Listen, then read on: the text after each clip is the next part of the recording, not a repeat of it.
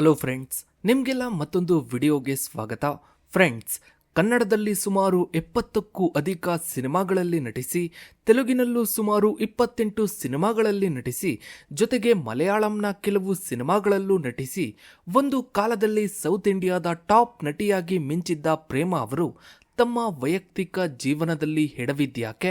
ಸ್ಪೋರ್ಟ್ಸ್ನಲ್ಲಿ national player ಆಗಿದ್ದಂತಹ Prema ಅವರು cinema ರಂಗಕ್ಕೆ entry ಕೊಟ್ಟಿದ್ದು ಯಾಕೆ?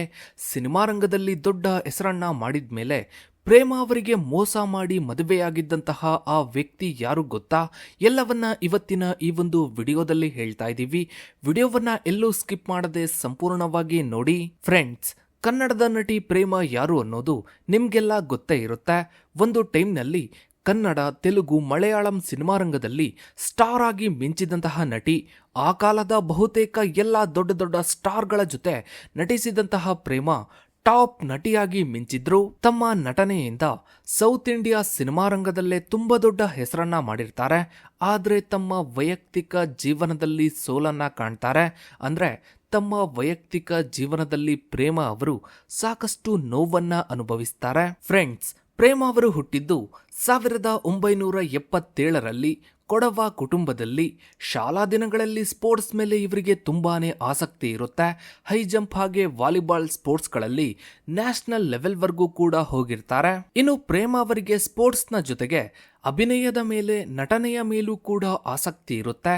ಇದೇ ಟೈಮ್ನಲ್ಲಿ ರಾಜ್ಕುಮಾರ್ ಅವರ ಕುಟುಂಬದ ಪ್ರೊಡಕ್ಷನ್ ಅವರು ಹೊಸ ನಟಿಗಾಗಿ ಹುಡುಕಾಟವನ್ನ ನಡೆಸ್ತಾ ಇರ್ತಾರೆ. ಈ ಟೈಮ್ನಲ್ಲಿ ಯಾರೋ ಒಬ್ರು ಪ್ರೇಮಾ ಅವರ ಫೋಟೋವನ್ನ ತೋರಿಸ್ತಾರಂತೆ. ನಂತರ ಪ್ರೇಮಾ ಅವರನ್ನ ಬರೋದಕ್ಕೆ ಹೇಳ್ತಾರೆ. ನಂತರ ಪ್ರೇಮಾ ಅವರನ್ನ ನೋಡಿ ತಮ್ಮ ಸಿನಿಮಾಗೆ ಇವರನ್ನ ನಟಿಯಾಗಿ ಆಯ್ಕೆ ಮಾಡ್ಕೊಳ್ಬಹುದು ಅಂತ ನಿರ್ಧಾರ ಮಾಡ್ತಾರೆ. ಈ ಮೂಲಕ 1995ರಲ್ಲಿ ಸವ್ಯಸಾಚಿ ಸಿನಿಮಾದ ಮೂಲಕ ಪ್ರೇಮಾ ಅವರು ಸಿನಿಮಾ ರಂಗಕ್ಕೆ ಎಂಟ್ರಿಯನ್ನ ಕೊಡ್ತಾರೆ. ಈ ಸಿನಿಮಾಗೆ ಶಿವರಾಜ್ ಕುಮಾರ್ ಅವರು ಹೀರೋ ಆಗಿರ್ತಾರೆ. ಇದೇ ವರ್ಷ ಆಟ ಹುಡುಗಾಟ ಅನ್ನೋ ಸಿನಿಮಾ ಬರುತ್ತೆ. ರಾಘವೇಂದ್ರ ರಾಜ್ಕುಮಾರ್ ಅವರು ಈ ಸಿನಿಮಾಗೆ ಹೀರೋ ಆಗಿರ್ತಾರೆ. ಈ ಎರಡೂ ಸಿನಿಮಾಗಳಲ್ಲೂ ಪ್ರೇಮಾ ಅವರು ಹೀರೋಯಿನ್ ಆಗಿ ನಟಿಸಿರ್ತಾರೆ. ಆದ್ರೆ ಈ ಎರಡೂ ಸಿನಿಮಾಗಳು ಫ್ಲಾಪ್ ಆಗುತ್ತೆ. ಆಗ ಸಿನಿಮಾ ರಂಗದಲ್ಲಿ ಪ್ರೇಮಾ ಅವರಿಗೆ ಫ್ಯೂಚರ್ ಇಲ್ಲ ಅಂತ ಸಾಕಷ್ಟು ಜನ ಮಾತನಾಡ್ತಾರೆ. ಪ್ರೇಮಾ ಅವರು ಐರನ್ ಲೆಗ್, ಅವರನ್ನ ಹಾಕೊಂಡ್ರೆ ಸಿನಿಮಾ ಹಿಟ್ ಆಗೋದಿಲ್ಲ, ಹಾಗೆ ಹೀಗೆ ಅಂತ ಸಾಕಷ್ಟು ಸುದ್ದಿಗಳು ಹರಡೋದಕ್ಕೆ ಶುರುವಾಗುತ್ತೆ. ಇನ್ನೇನು ಪ್ರೇಮಾ ಅವರು ಸಿನಿಮಾ ರಂಗದಿಂದ ದೂರ ಉಳಿತಾರೆ ಅನ್ನೋ ಟೈಮ್ನಲ್ಲಿ ಬಂದಂತಹ ಸಿನಿಮಾವೇ ಹೋಮ್ ಸಿನಿಮಾ. ಈ ಸಿನಿಮಾ ಇಂಡಸ್ಟ್ರಿ ಹಿಟ್ ಆಗುತ್ತೆ. ಇಲ್ಲಿಂದ ಪ್ರೇಮಾ ಅವರ ಸಿನಿಮಾ ಕೆರಿಯರ್ನಲ್ಲಿ ಹೊಸ ಅಧ್ಯಾಯವೇ ಶುರುವಾಗುತ್ತೆ. ಬ್ಯಾಕ್ ಟು ಬ್ಯಾಕ್ ಹಿಟ್ ಸಿನಿಮಾಗಳನ್ನ ಕೊಡ್ತಾ ಹೋಗ್ತಾರೆ. ಕನ್ನಡದ ಬ್ಯುಸಿಯೆಸ್ಟ್ ನಟಿ ಆಗ್ತಾರೆ. ಮತ್ತೆ ಶಿವರಾಜ್ ಕುಮಾರ್ ಅವರ ಜೊತೆ ಬಂದಂತಹ ನಮ್ಮೂರ ಮಂದಾರೆ ಹೂವೆ ಸಿನಿಮಾ ಬಹಳ ದೊಡ್ಡ ಮಟ್ಟದಲ್ಲಿ ಸಕ್ಸಸ್ ಅನ್ನ ಕಾಣುತ್ತೆ. ನಂತರ 1996ರಲ್ಲಿ ತೆಲುಗು ಸಿನಿಮಾ ಇಂಡಸ್ಟ್ರಿಗೂ ಎಂಟ್ರಿಯನ್ನ ಕೊಡ್ತಾರೆ. ಮಲಯಾಳಂನಲ್ಲೂ ಮೋಹನ್ ಲಾಲ್ ಅವರ ಜೊತೆ ಸಿನಿಮಾವನ್ನ ಮಾಡ್ತಾರೆ. ನಂತರ ಕನ್ನಡದ ದೊಡ್ಡ ದೊಡ್ಡ ಸ್ಟಾರ್ಗಳ ಜೊತೆ ಸಿನಿಮಾ ಮಾಡ್ತಾರೆ. ಅದರಲ್ಲೂ ವಿಷ್ಣುವರ್ಧನ್ ಅವರ ಜೊತೆ ನಟಿಸಿದ್ದಂತಹ ಯಜಮಾನ ಸಿನಿಮಾ ಬ್ಲಾಕ್ ಬಸ್ಟರ್ ಹಿಟ್ ಆಗುತ್ತೆ. ಅದರಲ್ಲೂ ಪ್ರೇಮಾ ಅವರು ವಿಷ್ಣುವರ್ಧನ್ ಅವರ ಜೊತೆ ಅತಿ ಹೆಚ್ಚು ಸಿನಿಮಾಗಳನ್ನ ಮಾಡಿದ್ದಾರೆ. ಒಂದೇ ಸಮಯದಲ್ಲಿ ಪ್ರೇಮಾ ಅವರು ಕನ್ನಡ ಹಾಗೂ ತೆಲುಗು ಸಿನಿಮಾ ರಂಗದಲ್ಲಿ ಒಟ್ಟಿಗೆ ಸಿನಿಮಾಗಳನ್ನ ಮಾಡ್ತಾ ಬರ್ತಾರೆ. ಹೆಚ್ಚು ಕಮ್ಮಿ ಕನ್ನಡದಲ್ಲಿ 70ಕ್ಕೂ ಅಧಿಕ ಸಿನಿಮಾಗಳಲ್ಲಿ ನಟಿಸಿದ್ರೆ, ತೆಲುಗಿನಲ್ಲಿ ಸುಮಾರು 28 ಸಿನಿಮಾಗಳಲ್ಲಿ ನಟಿಸಿದ್ದಾರೆ. ಇದರ ಜೊತೆಗೆ ಮಲಯಾಳಂನ ಕೆಲವು ಸಿನಿಮಾಗಳಲ್ಲೂ ಕೂಡ ಪ್ರೇಮಾ ಅವರು ನಟಿಸಿದ್ದಾರೆ. ಇನ್ನು ಪ್ರೇಮಾ ಅವರು ಕನ್ನಡ ಸೇರಿದಂತೆ ಸೌತ್ ಇಂಡಿಯಾದ ಭಾಷೆಗಳನ್ನ ಬಹಳ ಚೆನ್ನಾಗಿ ಮಾತನಾಡ್ತಾ ಇದ್ರು. ಹೀಗಾಗಿನೇ ಬೇರೆ ಭಾಷೆಗಳಲ್ಲೂ ಹೆಚ್ಚಾಗಿ ಅವಕಾಶಗಳು ಸಿಗ್ತಾ ಇದ್ವು. ಇದೇ ಟೈಮ್ನಲ್ಲಿ ಅಂದ್ರೆ 2006ರಲ್ಲಿ ಪ್ರೇಮಾ ಅವರು ಸಿನಿಮಾ ರಂಗದಲ್ಲಿ ಟಾಪ್ನಲ್ಲಿ ಇದ್ದಾಗ ಅವರ ಮನೆಯವರೆಲ್ಲ ಒಂದು ನಿರ್ಧಾರವನ್ನ ಮಾಡ್ತಾರೆ. ಅದೇನು ಅಂದ್ರೆ ಪ್ರೇಮಾಗೆ 29 ವರ್ಷ ವಯಸ್ಸಾಗಿದೆ, ಮದುವೆ ಮಾಡೋಣ ಅನ್ನೋ ನಿರ್ಧಾರವನ್ನ ಮಾಡ್ತಾರೆ. ಕೊನೆಗೆ ಜೀವನ್ ಅಪ್ಪಚ್ಚು ಎಂಬ ವ್ಯಕ್ತಿಯ ಜೊತೆಗೆ ಮದುವೆಯನ್ನ ಮಾಡ್ತಾರೆ. ಯಾಕೆ ಈ ವ್ಯಕ್ತಿಯ ಜೊತೆಗೆ ಮದುವೆ ಮಾಡಿದ್ರು ಅಂದ್ರೆ, ಜೀವನ್ ಅವರು ಕೂಡ ಕೊಡವ ಮೂಲದವರು, ಇನ್ನು ಪ್ರೇಮಾ ಅವರು ಕೂಡ ಕೊಡವ ಕುಟುಂಬದವರು. ಈ ಒಂದು ಕಾರಣಕ್ಕೇನೆ ಜೀವನ್ ಅವರ ಜೊತೆ ಮದುವೆಯನ್ನ ಮಾಡ್ತಾರೆ. ಮದುವೆಗೂ ಮುಂಚೆ ಜೀವನ್ ಅವರು ಏನ್ ಹೇಳಿರ್ತಾರೆ ಅಂದ್ರೆ, ನಾನೊಬ್ಬ ಸಾಫ್ಟ್ವೇರ್ ಇಂಜಿನಿಯರ್, ಬೆಂಗಳೂರಿನಲ್ಲಿ ನನ್ನದೊಂದು ಕಂಪನಿ ಇದೆ ಅಂತ ಹೇಳಿರ್ತಾರೆ.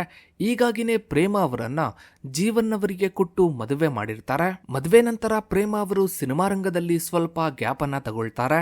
ಆರಂಭದ ದಿನಗಳಲ್ಲಿ ಇವರಿಬ್ಬರ ದಾಂಪತ್ಯ ಜೀವನ ಬಹಳ ಚೆನ್ನಾಗೇ ಇರುತ್ತೆ. ಇನ್ನು ಜೀವನ್ ಅವರು ಏನ್ ಹೇಳಿರ್ತಾರೆ ಅಂದ್ರೆ, ಮದುವೆಯ ಬಳಿಕವೂ ನೀನು ಸಿನಿಮಾದಲ್ಲಿ ನಟಿಸಬೇಕು ಅಂದ್ರೆ ಅದಕ್ಕೆ ನನ್ನ ಯಾವುದೇ ವಿರೋಧ ಇರೋದಿಲ್ಲ ಅಂತ ಹೇಳಿರ್ತಾರೆ. ಹೀಗಾಗಿ ಪ್ರೇಮ ಅವರು ಮದುವೆಯ ಬಳಿಕವೂ ಕೂಡ ಕೆಲವು ಸಿನಿಮಾಗಳಲ್ಲಿ ನಟಿಸ್ತಾರೆ. ನಂತರ 2009ರಲ್ಲಿ ಶಿಶಿರ ಎಂಬ ಸಿನಿಮಾದಲ್ಲಿ ನಟಿಸ್ತಾರೆ. ಈ ಸಿನಿಮಾದ ಬಳಿಕ ಪ್ರೇಮ ಅವರು ಸಿನಿಮಾ ರಂಗದಲ್ಲಿ ಬಹಳ ದೊಡ್ಡ ಗ್ಯಾಪ್ ಅನ್ನ ತಗೊಳ್ತಾರೆ. ಈ ಟೈಮ್ನಲ್ಲಿ ಪ್ರೇಮ ಅವರ ವೈಯಕ್ತಿಕ ಜೀವನದ ಬಗ್ಗೆ ಒಂದು ಸುದ್ದಿ ಎಲ್ಲಾ ಕಡೆ ಹರಿದಾಡೋದಕ್ಕೆ ಶುರುವಾಗುತ್ತೆ. ಅದೇನು ಅಂದ್ರೆ, ಪ್ರೇಮ ಹಾಗೂ ಅವರ ಪತಿ ಜೀವನ್ ನಡುವೆ ಎಲ್ಲವೂ ಸರಿ ಇಲ್ಲ, ಏನೋ ಆಗ್ತಾ ಇದೆ ಅಂತ ಮಾತನಾಡೋದಕ್ಕೆ ಶುರು ಮಾಡ್ತಾರೆ. ಇದರ ಜೊತೆಗೆ ಇವರಿಗೆ ಮಕ್ಕಳು ಕೂಡ ಆಗಿರೋದಿಲ್ಲ. ಇದರ ಬಗ್ಗೆನೂ ಕೂಡ ಸಾಕಷ್ಟು ಚರ್ಚೆ ಆಗ್ತಾ ಇರುತ್ತೆ. ನಂತರ ಒಂದೊಂದೇ ವಿಚಾರಗಳು ಹೊರಗಡೆ ಬರುತ್ತೆ. ಮದುವೆಗೂ ಮುಂಚೆ ಜೀವನ್ ಅವರು ನಾನೊಬ್ಬ ಸಾಫ್ಟ್ವೇರ್ ಇಂಜಿನಿಯರ್, ದೊಡ್ಡ ಕಂಪನಿ ಇದೆ ಅಂತ ಹೇಳಿರ್ತಾರೆ. ಮದುವೆಯ ಬಳಿಕ ಪ್ರೇಮ ಅವರಿಗೆ ಗೊತ್ತಾಗುತ್ತೆ ಜೀವನ್ ಅವರು ಸಾಫ್ಟ್ವೇರ್ ಇಂಜಿನಿಯರ್ ಅಲ್ಲ, ಸುಳ್ಳು ಹೇಳಿ ಮದುವೆ ಆಗಿದ್ದಾರೆ, ಯಾಮಾರಿಸಿ ಮದುವೆ ಆಗಿದ್ದಾರೆ ಅನ್ನೋದು ಗೊತ್ತಾಗುತ್ತೆ. ಇಲ್ಲಿಂದ ಇಬ್ಬರ ನಡುವೆ ಮನಸ್ತಾಪ, ಜಗಳಗಳು ಶುರುವಾಗುತ್ತೆ. ಜೀವನ್ ಅವರು ಒಬ್ಬ ಸಾಮಾನ್ಯ ಉದ್ಯೋಗಿಯಾಗಿರ್ತಾರೆ. ಅವರು ಯಾವ ಕಂಪನಿಗೂ ಕೂಡ ಓನರ್ ಆಗಿರೋದಿಲ್ಲ. ಇದು ಪ್ರೇಮ ಅವರಿಗೆ ಸಿಟ್ಟನ್ನ ತರುತ್ತೆ. ಯಾಕಂದ್ರೆ ಪ್ರೇಮ ಅವರು ದೊಡ್ಡ ನಟಿ ಆದ್ಮೇಲೆ ಅವರಿಗೆ ಸಾಕಷ್ಟು ಪ್ರಪೋಸಲ್ಗಳು ಬರ್ತಾ ಇರುತ್ತೆ. ದೊಡ್ಡ ದೊಡ್ಡ ಬಿಸ್ನೆಸ್ ಮ್ಯಾನ್ಗಳು, ಶ್ರೀಮಂತ ಕುಟುಂಬಗಳಿಂದ ಪ್ರಪೋಸಲ್ಗಳು ಬರ್ತಾ ಇರುತ್ತೆ. ಆದ್ರೆ ಪ್ರೇಮ ಅವರ ಕುಟುಂಬ ಕೊಡವ ಕುಟುಂಬ ಅನ್ನೋ ಒಂದೇ ಒಂದು ಕಾರಣಕ್ಕೆ ಜೀವನ್ ಅವರ ಜೊತೆ ಮದುವೆ ಮಾಡಿರ್ತಾರೆ. ಮದುವೆ ಬಳಿಕ ಎಲ್ಲವೂ ಪ್ರೇಮ ಅವರಿಗೆ ಗೊತ್ತಾಗುತ್ತೆ. ಇದರಿಂದ ಸಾಕಷ್ಟು ನೋವನ್ನು ಕೂಡ ಅವರು ಅನುಭವಿಸ್ತಾರೆ. 2009ರ ನಂತರ ಸಿನಿಮಾ ರಂಗದಿಂದಲೂ ಕೂಡ ಅವರು ದೂರ ಉಳಿತಾರೆ. ಈ ನೋವಿನಿಂದ ಹೊರಗಡೆ ಬರಬೇಕು ಅಂತ ಪ್ರೇಮ ಅವರು ಆಸ್ಟ್ರೇಲಿಯಾ, ನ್ಯೂಜಿಲ್ಯಾಂಡ್ ಹೀಗೆ ಬೇರೆ ಬೇರೆ ದೇಶಗಳಿಗೆ ಪ್ರಯಾಣ ಮಾಡಿ ಅಲ್ಲಿ ನೆಲೆಸೋದಕ್ಕೆ ಶುರು ಮಾಡ್ತಾರೆ. ಹೆಚ್ಚು ಕಡಿಮೆ 2013ರಲ್ಲಿ ಗಂಡ ಹೆಂಡತಿ ಕಂಪ್ಲೀಟ್ ಆಗಿ ಬೇರೆ ಬೇರೆ ಆಗ್ತಾರೆ. ಇದೇ ಟೈಮ್ನಲ್ಲಿ ಅವರಿಗೆ ಒಂದು ಸಿನಿಮಾದ ಆಫರ್ ಕೂಡ ಬರುತ್ತೆ. ಅದು ಕೂಡ ತಾಯಿಯ ಪಾತ್ರದ ಅವಕಾಶ ಬರುತ್ತೆ. ಆಗ ಪ್ರೇಮ ಅವರು ದುಃಖದಲ್ಲಿ ಒಂದು ಮಾತನ್ನ ಹೇಳಿರ್ತಾರೆ, ನಾನು ಹೀರೋಯಿನ್ ಆಗಿ ಹುಡುಕೋತೀನಿ, ಬೇರೆ ಪಾತ್ರಗಳನ್ನ ಮಾಡೋದಿಲ್ಲ ಅಂತ ಹೇಳಿರ್ತಾರಂತೆ. ಇನ್ನೊಂದು ಕಡೆ ಇವರಿಬ್ಬರಿಗೆ ಮಕ್ಕಳು ಕೂಡ ಆಗಿರೋದಿಲ್ಲ.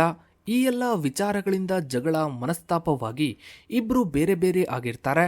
ಕೊನೆಗೆ 2016ರಲ್ಲಿ ಡೈವರ್ಸ್ಗೆ ಅರ್ಜಿಯನ್ನ ಸಲ್ಲಿಸ್ತಾರೆ. ಆಗ ಇವರಿಗೆ ಡೈವರ್ಸ್ ಕೂಡ ಸಿಗುತ್ತೆ. ಇಲ್ಲಿಂದ ಪ್ರೇಮ ಅವರು ತಮ್ಮ ಕುಟುಂಬದ ಜೊತೆಗೆ ಇರೋದಕ್ಕೆ ಶುರು ಮಾಡ್ತಾರೆ. ನಂತರ ಇದರ ಬಗ್ಗೆ ಸಾಕಷ್ಟು ಜನ ಚರ್ಚೆಯನ್ನು ಕೂಡ ಮಾಡ್ತಾರೆ. ಸಿನಿಮಾ ರಂಗದ ನಟಿಯರ ಜೀವನ ಯಾಕೆ ಈ ರೀತಿ ಆಗುತ್ತೆ?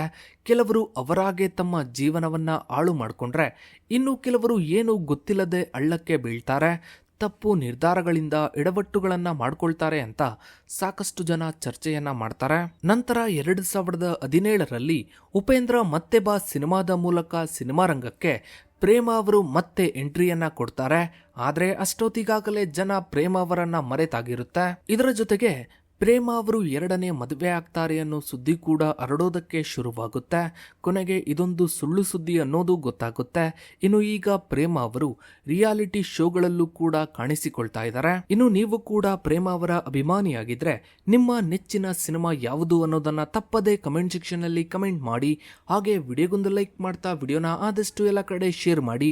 ನೀವಿನ್ನು ನಮ್ಮ ಚಾನಲ್ಗೆ ಸಬ್ಸ್ಕ್ರೈಬ್ ಆಗಿಲ್ಲ ಅಂದ್ರೆ ಕೆಳಗಡೆ ಕಾಣೋ ಸಬ್ಸ್ಕ್ರೈಬ್ ಬಟನ್ ಕ್ಲಿಕ್ ಮಾಡಿ. ಹಾಗೆ ಪಕ್ಕದಲ್ಲಿ ಕಾಣೋ ಬೆಲ್ ಐಕನ್ ಕೂಡ ಕ್ಲಿಕ್ ಮಾಡಿ. Thanks for watching.